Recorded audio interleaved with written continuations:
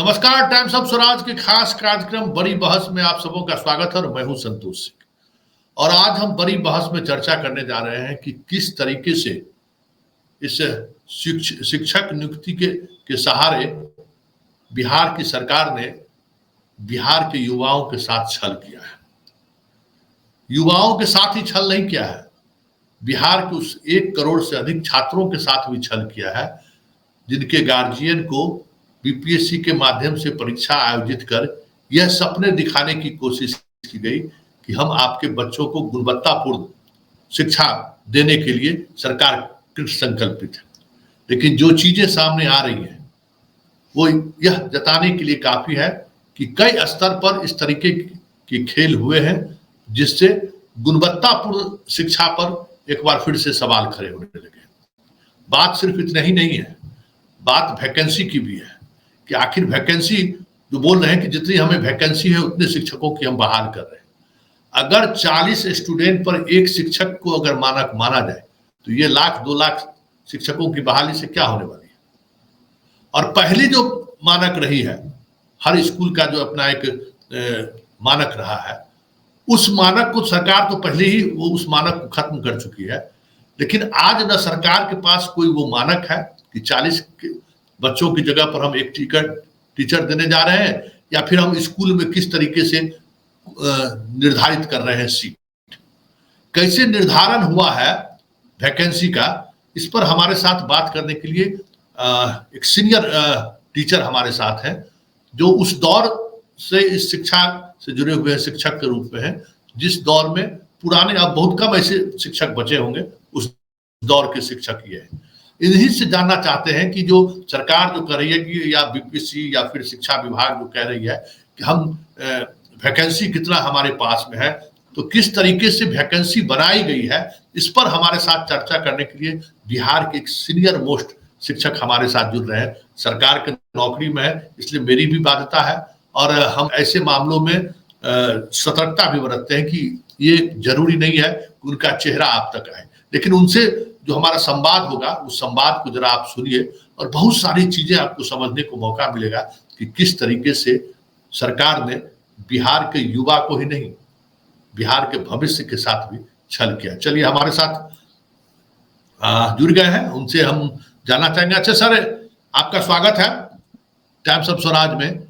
हम ये जानना चाहते हैं कि जी नमस्कार, हम ये जानना चाहते हैं कि जो बीपीएससी कह रही है या शिक्षा विभाग कह रहा है कि हम वैकेंसी के अनुसार शिक्षक को जिला आवंटित कर रहे हैं, तो ये जो प्रक्रिया है इस प्रक्रिया को जरा स्पष्टता के साथ बताएं।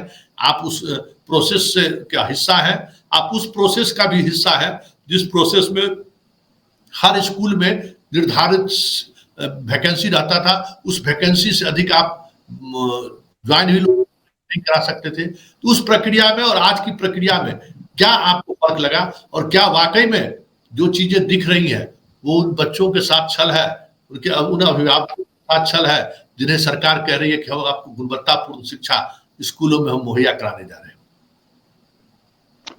हैं। देखिए, आपका जो प्रश्न जो है बहुत समीचीन है और ये जो बहाली की प्रक्रिया अपनाई गई है और बीपीएससी ने दावा किया है कि जो 1,22,000 समथिंग हमने रिजल्ट दिया है, वैकेंसी इतना भरने का काम किया है।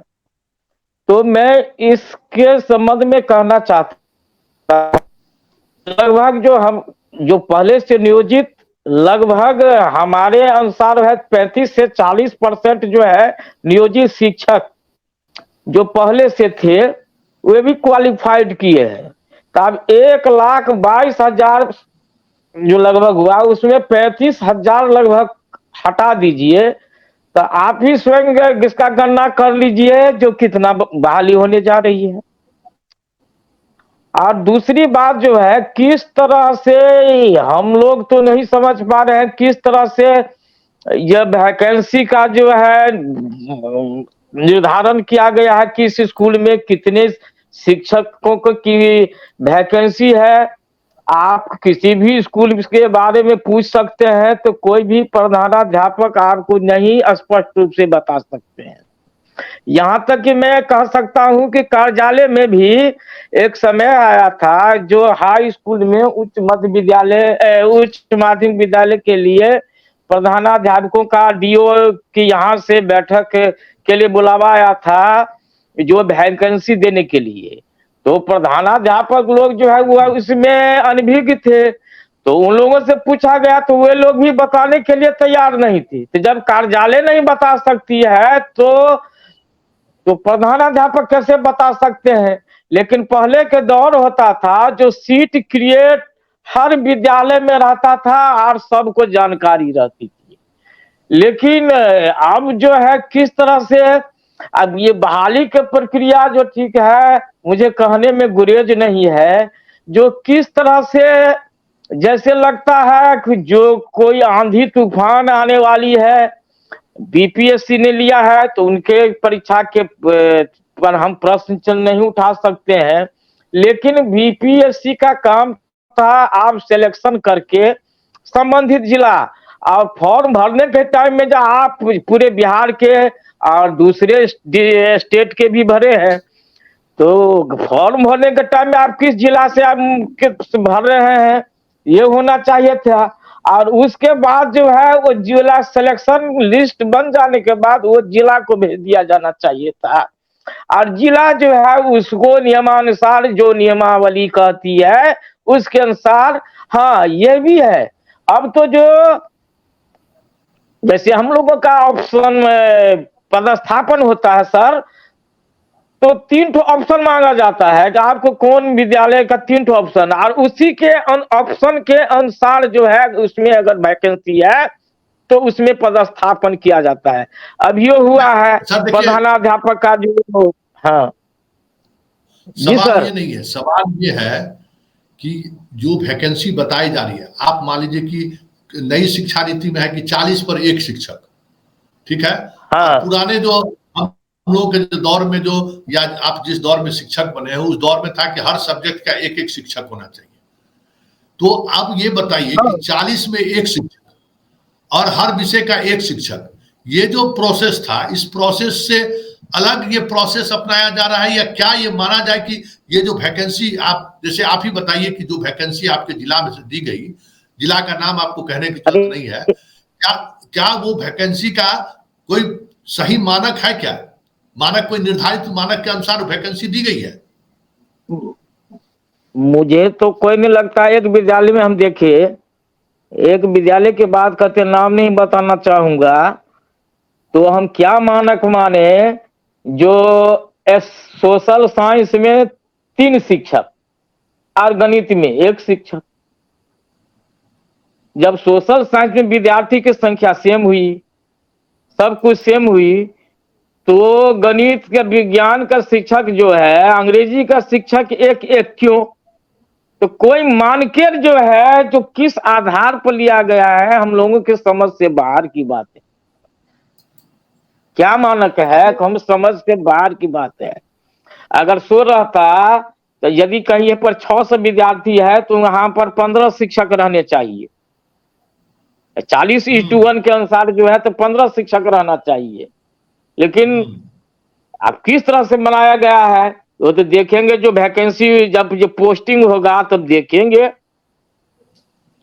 आप भी देखिएगा।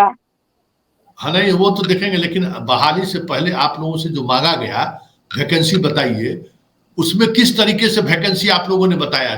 स्टूडेंट के आधार पर या फिर पर क्लास एक टीचर के आधार पे, हर विषय का एक एक टीचर हो स्कूल में, ये आधार रहा?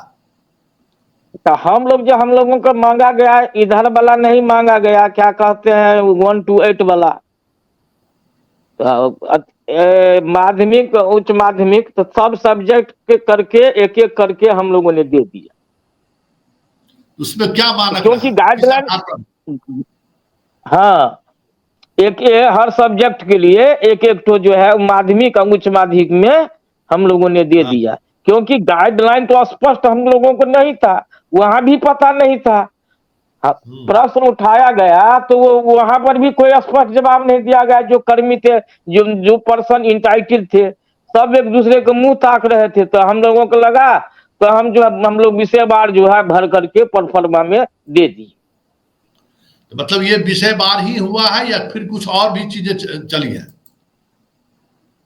सर इसके बारे में हम बात करते हैं कि कोई हम लोग इसके बाद जो है कोई हम लोगों से कुछ नहीं मांगा नहीं गया। तो मतलब छात्र ये संख्या, हाँ जी सर, हाँ छात्र संख्या इस बार भी आधार नहीं है। हाँ वह भी नहीं है। अब क्या आधार है तो वरीय पदाधिकारी ही बता सकते हैं। नहीं तो फिर भाई आप स्कूल के एचएम हैं, आप अपने यहाँ हाँ वैकेंसी दिए होंगे, तो वैकेंसी का कोई मानक तो डिस्कशन जब पूरे जिले का शिक्षकों के साथ, हेडमास्टर के साथ जब हुआ होगा, शिक्षा विभाग के अधिकारी के, तो कुछ तो मानक तय हुआ होगा ना कि किस तरीके की वैकेंसी आपको देनी है। मांगे नहीं गया है जाके 128 में, माना ही नहीं गया है। हाँ तो फिर वैकेंसी कैसे जिला वाइज बीपीएससी को दे दिया गया? कि छात्र संख्या जो है, छात्र संख्या तो हम लोग देते हैं बराबर, हाँ उसी से बनाया गया होगा। तब तो फिर वही होगा हाँ, कि सोशल साइंस में कितना कार्यरत है, कितना कार्यरत है आपके विद्यालय में, किसी के विद्यालय में, तो ये लोग हम दे देते हैं ये इतना मतलब कार्यरत है, शिक्षक है। आप कौन विषय में कितना है, रिक्ति है, ये हम लोग जानबे नहीं करते हैं। चलिए, आमुनन जो है आप किसी भी प्रकार पूछ सकते हैं। हमारे साथ आप जुड़े और जी जी चलिए सर, बहुत बहुत धन्यवाद। तो आपने देखिए, ये हम समझना चाहते थे कि वैकेंसी कैसे क्रिएट किया है सरकार ने, करीब कितनी वैकेंसी है। हमने 1 लाख बहाल किया, 1 लाख और हम बहाल करने जा रहे हैं। लेकिन जो ग्राउंड लेवल पर जो शिक्षक प्राचार्य है, उनसे जब वैकेंसी की बात हुई तो पहले क्या था कि हर स्कूल में मान लीजिए कि 1 to 5 या 6 तक है, तो अलग अलग विषय के शिक्षक हुआ करते थे और वही मानक होता था कि भाई इस स्कूल में 8 पद सृजित है, 8 से ज्यादा न बहाल हो सकता है, न 8 से कम अगर है तो वो पोस्ट वैकेंट पोस्ट बनाया जाता था। लेकिन इस बार ये पिछले कई वर्षों की अगर कवायद को अगर आप देखें तो इस पर कोई काम ही नहीं हुआ है कि मान लीजिए कि कोई प्राथमिक विद्यालय है तो उसमें कितने पद क्रिएट किए, कितने शिक्षक होने चाहिए, कोई मानक नहीं है। तो यही है कि सरकार जो दावा कर रही है कि हम बीपीएससी के मामले सहारे जो बहाली कर रहे हैं वो गुणवत्तापूर्ण शिक्षा की तरफ बढ़ता हुआ कदम है, वो सारे कदम को कहीं न कहीं इस सत्य के सामने आने के बाद सवाल खड़े होने लगे हैं। सरकार की मंशा क्या है? सरकार की मंशा बच्चों को पढ़ाना है, गुणवत्तापूर्ण शिक्षा देना है, या फिर अपॉइंटमेंट के सहारे एक माहौल तो बनेगा ही नहीं कि 1 लाख यूथ को नौकरी दी है बिहार सरकार ने, तो उसके सहारे सियासत साधने की तो रणनीति नहीं है। चलिए, इस बड़ी बहस को यहीं समाप्त करते हैं, फिर किसी नए मुद्दों के साथ हमारी आपकी मुलाकात होगी। फिलहाल हमें इजाजत दीजिए, नमस्कार।